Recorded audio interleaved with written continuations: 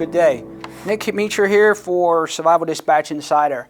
And we're going to take a look at some signaling stuff. We've done an article fairly recently where we talked to some of this, but let's kind of do like a hands-on thing. So I've got two kits here. One is kind of my day-to-day, stays in my backpack, day pack bag. The other one is more extensive and is in my get-home bag, or whatever you want to call it. So this little pouch I found repurposed for this. Carry two things in here. One is a strobe, and we talked to these on one of the articles. Nice little pouch, so you can actually, it's nice webbing on the back with a cord. You can tie it to your web gear or whatever you wear, that backpack strap, etc. I would recommend being a signaling device that is something that you keep on you, rather than attaching to a strap of a backpack, because if you have to drop the pack and run, you've now lost some gear. So consider where you keep it.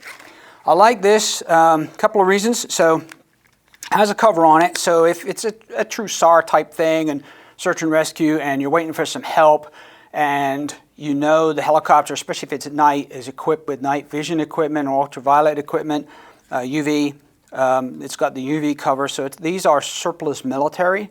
They don't make these anymore. They got a newer model, which they won't sell to the public, but these models you can find.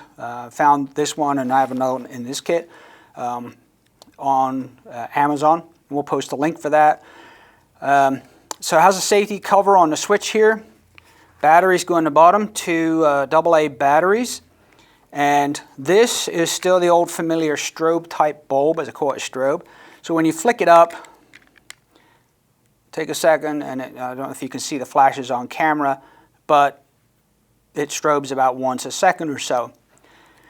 You cover it up, now it's UV. Now with some cameras, and I don't know if it works with this one or not, you can actually sometimes see, but I know the ones on your cell phone, if you actually shine this at the camera, it will actually see that, which is kind of cool. Didn't discover that by accident one time.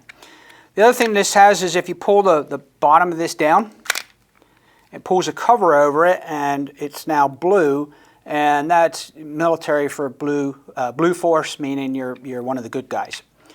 So nice little strobe. Like I said, it was about $100, I think, is what I paid for these. And what I find, and I was just talking to Nicky, who's behind the camera, we were saying that, you know, once we write articles on stuff and we end up buying stuff, so we're not sure if we make money or spend more money.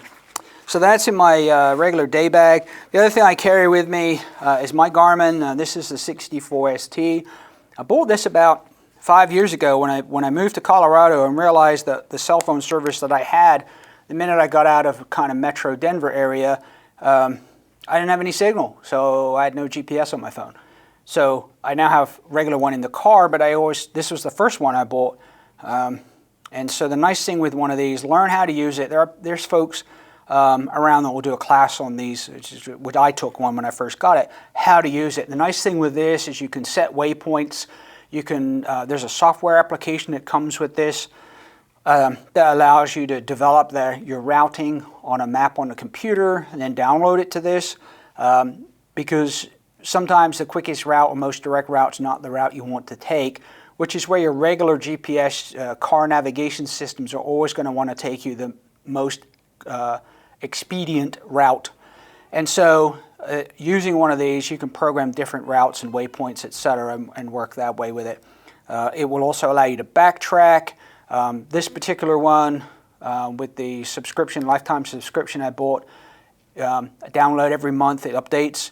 I can also have it select satellite view or road navigation or land navigation, and you can even buy, if you're a hunter, the maps that designate the hunter zones or whatever they're called for your particular area. So all around, very, very versatile. Not sure on the current price, we'll post a link, but well worth having. It does have a port on the back for programming, adding an external GPS if you use it in your car a lot. I did find, though, when I used this in my car, I had no problem getting a GPS signal inside the car. In fact, the camera, the dash cam I have in the car now even has GPS in it, so it tracks where I am. So nice device. You've got to remember, download it every month. It's designed for being outdoors, so it's waterproof fairly well. I keep rechargeable batteries in it just because I have a stack of them, but I also carry a stack of lithium batteries. The same with the Strobe. For playing around, it's got regular rechargeables in it, but if I'm using it in a real emergency, I'm breaking out the lithiums. They're going to last a lot longer with that. So that's kind of in my day-to-day stuff. And then this is some stuff, we did a review on this for signaling in one of the recent magazine articles. So this pouch is one of 4 different colored pouches that I found. They normally sell them for like medical bags, so you can organize your medical supplies. When I was looking for these, I was looking for more than 4 in a kit. And the only ones I could find were someplace in Australia, which is an absorbent of money. It had like 8 in different colors. So the 4-color one's readily available on Amazon. Signal mirror, and I've got to say I've had this signal mirror for a long time. I lived in Alaska at the time, so it's not glass, it's flexible, it's cheap, but it's what I've had. I didn't buy a new one. And as I mentioned, you know, we find that as we write these articles, we buy stuff for review, and you ended up buying stuff. So another one of the military version strobes in here, because somehow I ended up with 2 of them. This is one I got when we were doing the article. So this is the more modern emergency beacons, strobe devices. This particular one, made by ACR, they seem to be one of the most common manufacturers of strobes, personal locator beacons, emergency locator beacons, EPIRBs, the different types. And we did, in the article, we talked to that you have your personal strobe, you have the EPIRBs, which are designed for boats and activate in water, and then you have another version that's designed for aircraft. So different things built into them. One's designed for aircraft, are designed to automatically turn on with an impact, but can be manually turned on. One's designed for water, designed to activate when they come in contact with water. The ones that are fixed to boats are designed to release underwater, usually within 30 feet. They have a pressure switch on them, so they then float to the surface. This one's designed to be personal, so turn it on. And all the new ones I found in doing the research have LED bulbs now. They don't come with what these have with the conventional strobe. And so it beeps once a second. And part of the reason, and I talked to the company, is that LEDs will last a lot longer. The signal stays consistent, whereas on a strobe, as the battery wears down, that strobe becomes a longer duration between strobes because it has to charge up the capacitors. This particular one runs on 2 AA batteries and is also be a steady light, and you push it again and it just flashes SOS if I leave it running long enough. It will also water activate. There's 2 little sensors on the back. So when you go to purchase one of these, you need to look closely at it as to which model it is, because they all look the same. And their product labeling, naming is slightly different, so you do have to do a little research to understand which is which. And I think we covered that in the article. But usually the water ones, you'll see these 2 little probes on the back here.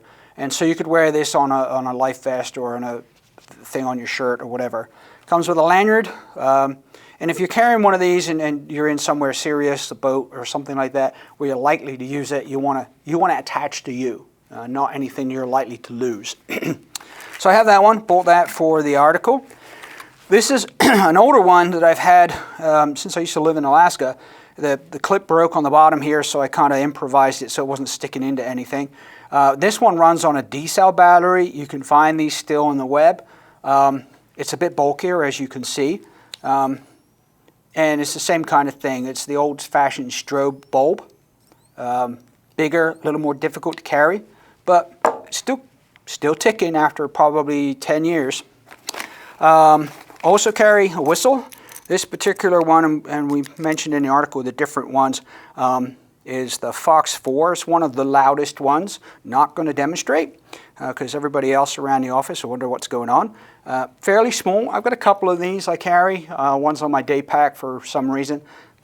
This one's in here. I put a little clip on it because then it's easy to clip to something if I'm going somewhere where I think I might want to use it. If you're out in the woods, right? This is what's going to hear. Your voice yelling help, it's not going to last long. So one of these, great. You know, if you do go hiking and things like that, this is something if you've got kids, every one of your kids should have one of these clipped to their shirt, vest, or something, so it's right there, readily available to them, can be heard a great distance. Make sure you get one that is a, quote, survival whistle or whatever they call it, because they're P-less.